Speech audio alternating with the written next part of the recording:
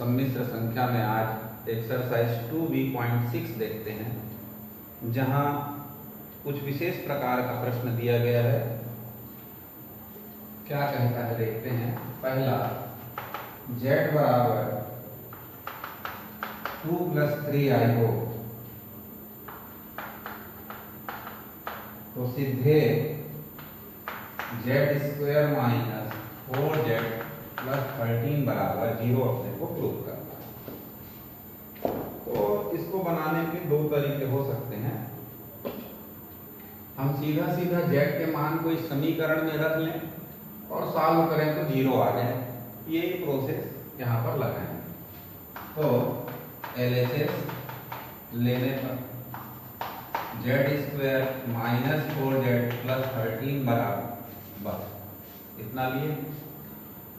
अब LHS लेने के बाद z का मान कितना रखना है? 2 - 3i 4, 2 - 3i 13। अब 2 - 3i का वर्ग करेंगे तो 2 का वर्ग 4, 3 किया 9i का वर्ग, 3 दूनी 6 दूनी 12i, 4 दूनी 8, 4 किया 12i 13। ये दोनों कर लिया। अब 4 आया, i² से ऋण 9, अब 13 में 8 गया,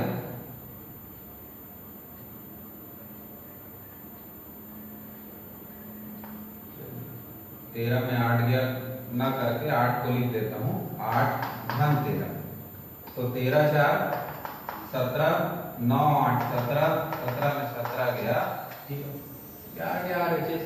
तो इसी प्रकार बाकी प्रश्नों को भी आप बना सकेंगे। इसमें जो 6वें नंबर का प्रश्न दिया है वो परीक्षा की दृष्टि से बहुत ही इंपॉर्टेंट प्रश्न है और उसको देखते हैं।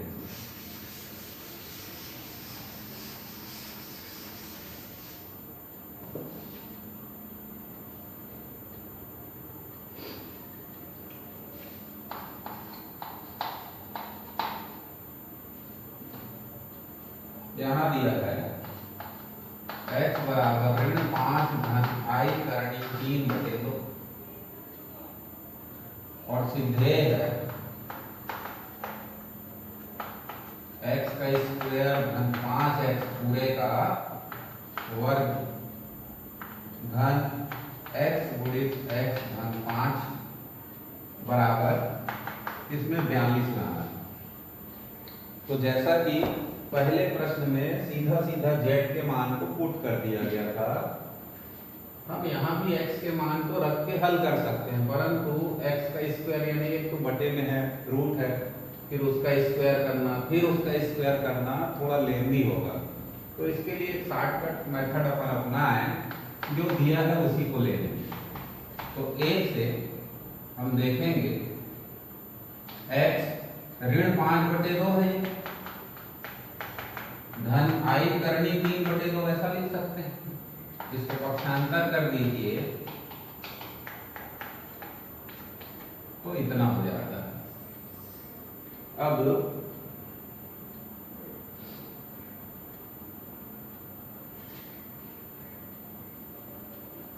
दोनों पक्षों का वर्ग करने पर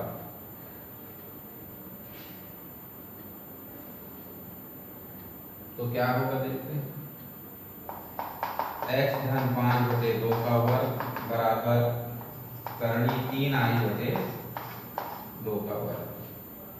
तो ये हो जाएगा x² धन 5x धन 5/2 का वर्ग यानी 25/4 और इधर 3/4 और i वर्ग के नाम से क्या हो जाएगा -3।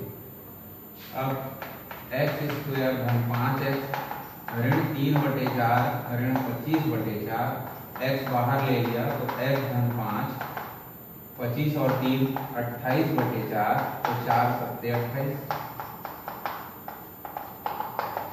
तो यहाँ देखेंगे x इंटू x + 5 क्या आया -7 आया। अब हम जो आपको प्रूफ करना है उसका लेफ्ट हैंड साइड लें। ठीक है,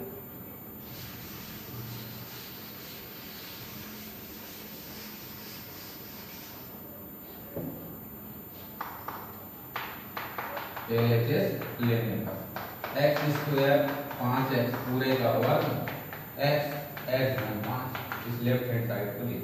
इसको क्या लिख सकते हैं, इन दोनों में से x बाहर निकाले तो x धन 5। अब चूंकि वर्ग था तो इसको ऐसा बड़ा कोष्टक में लगा के वर्ग लिखिए x धन 5। तो x धन 5 का मान क्या प्राप्त हुआ है, ऋण 7। तो ऋण 7 का वर्ग धन ऋण 7, तो ऋण 7 का वर्ग 49 और ऋण 7 बराबर आ जाएगा 42। तो इस एक्सरसाइज से ज़्यादा परेशानी नहीं है, जो भी x का या z का मान आपको दिया है और उस इक्वेशन में आपको रख करके लेफ्ट हैंड साइड में रखना है, राइट हैंड साइड का वैल्यू आपको निकल जाएगा। इसके बाद कुछ फार्मूला मैं आपको बताता हूँ।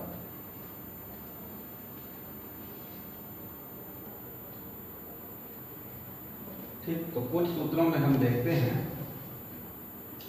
दो सम्मिश्र संख्याओं के गुणनफल का मापांक उनके अलग अलग मापांकों के गुणनफल के बराबर होता है। भागफल में भी वही नियम है, दो सम्मिश्र संख्याओं के भागफल का मापांक उनके अलग अलग मापांकों के भागफल के तुल्य होगा। आर्ग्यूमेंट ऑफ Z1 Z2 यानी दो सम्मिश्र संख्याओं के गुणनफल का कोणांक, आर्ग्यूमेंट में कोणांक, तो दो सम्मिश्र संख्याओं के कोणांकों का गुणनफल बराबर होता है पहली सम्मिश्र संख्या का कोणांक धन दूसरे सम्मिश्र संख्या का कोणांक, यानी argument of Z plus argument of Z2। Argument of Z1 upon Z2 बराबर लिखा है argument of Z1 minus argument of Z2, यानी दो सम्मिश्र संख्याओं के भागफल का कोणांक पहली सम्मिश्र संख्या का कोणांक ऋण दूसरी सम्मिश्र संख्या के कोणांक के बराबर होता है। ठीक, इसके अतिरिक्त कुछ और बातें हैं जिसको हम संयुग्मी वाले में लिख चुके थे, एक बार और लिखते हैं 5 बार।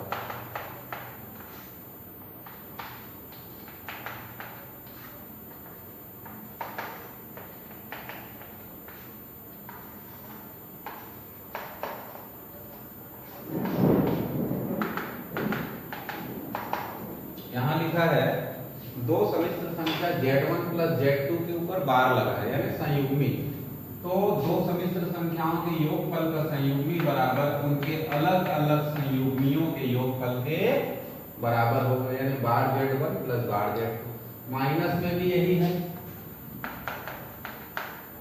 गुणनफल में भी यही हो जाता है और भागफल में भी यही होता है, यानी दो सम्मिश्र संख्याओं का योगफल, गुणनफल, अंतर या भागफल किसी भी स्थिति में हो तो जो उसका संयुग्मी होता है उसके अलग अलग संयुग्मियों के योगफल, गुणनफल, भागफल या अंतर के बराबर होता है। तो इसको भी आप नोट कर लेंगे। ठीक,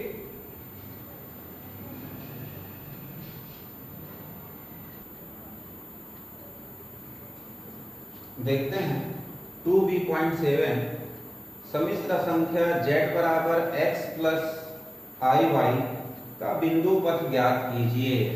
अब बिंदु पथ का सवाल, तो ये 2b.7 में z बराबर दिया x प्लस iy और पहला में 3-4 प्रश्न दिए गए हैं, मैं दूसरा ले रहा हूँ पहले का, तो z माइनस 2 माइनस 3i बराबर 5 दिया हुआ है। अब बिंदु पथ किसको कहेंगे, तो सबसे पहले तो z बराबर जो भी दिया है उसको यहाँ रखना और जो संकेत लगा हुआ है मापांक ज्ञात करना और हम आगे बढ़ते हैं और अंत में जो भी आए वो हमारा आंसर, उसी को हम कहेंगे बिंदु पथ, यानी जैसा निर्देश है उसके आधार पर हमको काम करना। तो z बराबर क्या रखेंगे, x प्लस वाई आई माइनस 2 माइनस 3 बराबर 5। रियल पार्ट कौन सा है, x और 2, तो इसको हम ऐसा लिख सकते हैं x माइनस 2 और i वाला पार्ट y माइनस 3। अब यहाँ पर किसका चिन्ह लगा है, मापांक का, तो मापांक मतलब क्या होता है, काल्पनिक भाग वास्तविक भाग का वर्ग धन काल्पनिक भाग का वर्ग वर्गमूल के अंदर बराबर 5। जैसे दोनों तरफ का वर्ग करूंगा हमारा आंसर आ जाएगा x माइनस 2 का होल स्क्वायर y माइनस 3 का होल स्क्वायर बराबर 25। ऐसे ही आंसर छोड़ सकते हैं या इसका स्क्वायर कर लीजिए और इसका भी स्क्वायर करके थोड़ा और सरल कर सकते हैं। तो देखिए आगे सरल करने से क्या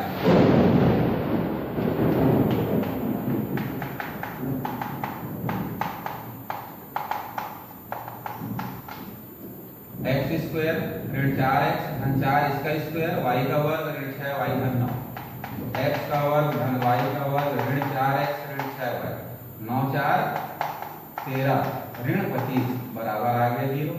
एक लाइन और आगे बढ़ जाएंगे, 13 में 25 गया 12 बराबर 0।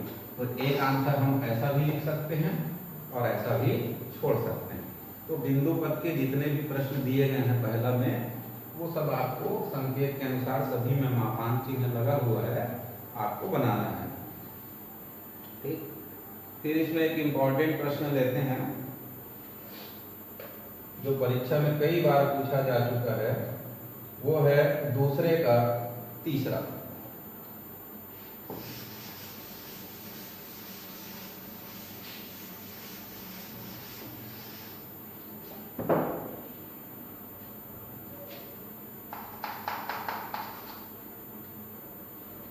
z बराबर आपको रखने के लिए दिया हुआ है x प्लस आई वाई, और क्वेश्चन है argument of z minus 1 upon z plus 1 बराबर पाई बाई 2। अब यहाँ भी हमको करना है बिंदु पद ज्ञात करके दिखाना है। ठीक, तो ये प्रश्न थोड़ा ध्यान रखेंगे, इंपॉर्टेंट क्वेश्चन। तो देखिए z का तो मान रख लेंगे। अब argument of z1 upon z2 का फार्मूला देते हैं, argument of z1 minus argument of z2 रख सकते हैं, परंतु वैसा लगाने से जो टेन इनवर्स का फार्मूला लगेगा वो नेक्स्ट ईयर 12th क्लास में, तो उस साइड से आने में हमको कठिन पड़ता है। तो हम पूरा लेकर के चलते हैं यहीं से, आर्ग्यूमेंट ऑफ z यानी x plus i Y minus 1 और x plus i Y plus 1 बराबर पाई बाई 2। अब देखेंगे ऊपर एक समिश्र संख्या है, नीचे दूसरी समिश्र संख्या है, और उसका भाग कहीं पर आ जाए तो हम क्या करते हैं, उसके हर का परमीकरण करते हैं। तो हर का परमीकरण करने के लिए अंश और हर में कितने का गुणा होगा, x minus 1 plus i y x plus 1 plus i y into x plus 1 minus i y x plus 1 minus i y बराबर पाई बाई 2। क्लियर है यहाँ तक? आगे देखिए, अब ऊपर और नीचे के गुणन देखें, तो इतने को अगर हम a माने तो a plus B a minus B, तो हर में क्या मिलेगा, a का वर्ग माइनस b का वर्ग, और ऊपर इस x का गुणा इस पूरे से होगा, फिर 1 का गुणा भी पूरे से होगा, फिर इसका गुणा भी पूरे से होगा। तो गुणा करिए, x का गुणा करेंगे तो x का स्क्वायर प्लस x माइनस आई एक्स वाई हुआ, माइनस 1 से करेंगे तो minus x minus 1 plus i Y हो जाएगा, फिर इसका गुणा करेंगे तो प्लस आई एक्स वाई, इसका गुणा करेंगे तो प्लस आई वाई, और प्लस और माइनस माइनस आई स्क्वायर और साथ में वाई का स्क्वायर, और इधर है बराबर पाई बाई 2। और इस पूरे के बाहर क्या लिखा हुआ है, आर्ग्यूमेंट। ओके,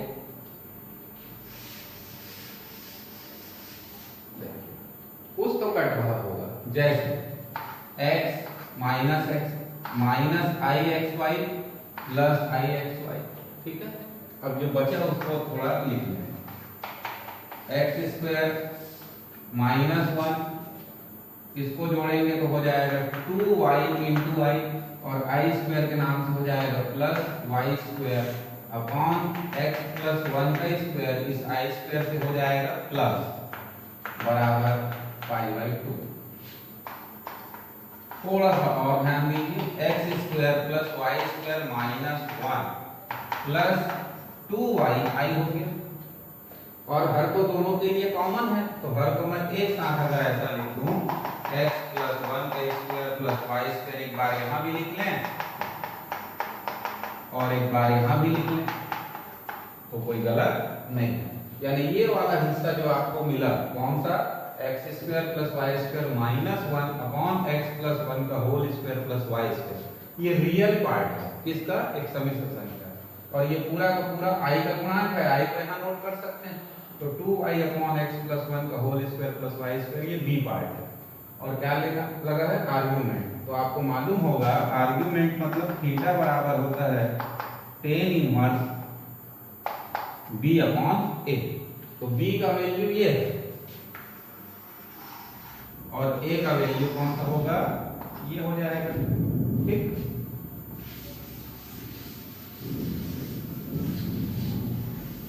तो ये आ गया, इसके लिए लगेगा tan इनवर्स b मतलब ये 2y अपॉन x प्लस 1 का whole square plus y², a मतलब ये x² plus y² minus 1 upon x plus 1 का होल स्क्वायर प्लस y² बराबर π/2।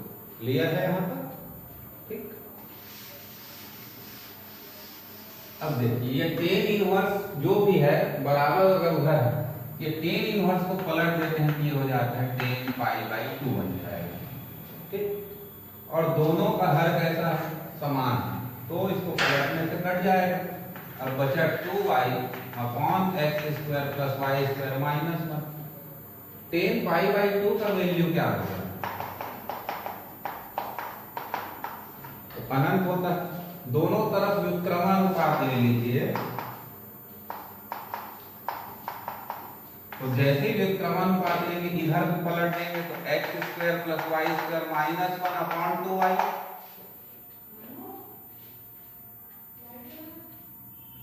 अरे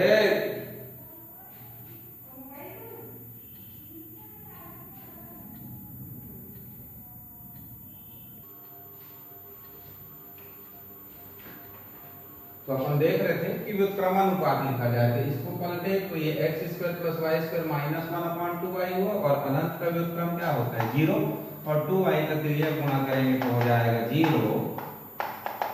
तो ये इस प्रकार से x² plus y² is equal to 1 हमारा बिंदु पर होगा।